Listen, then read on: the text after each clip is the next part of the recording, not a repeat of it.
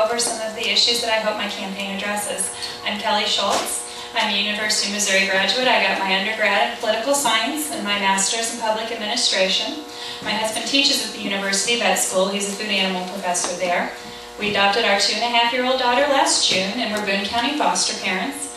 I've worked at the Rainbow House, which is a crisis center for children in Columbia, and I've spent the last 9 years in the Capitol working on constituent services and policy. So I have more experience than my incumbent.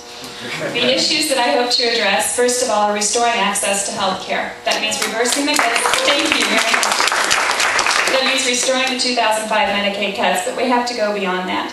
In my area, we need to make sure that rural doctors are able to accept state assistance. So that means we need to take a look at our reimbursement rates. It also means we need to reduce some of the paperwork involved. So one of the first bills I plan to file is the Medical Red Tape Reduction Act, where we set down bureaucrats, insurance, and doctors together at a table and figure out how to streamline billing practices.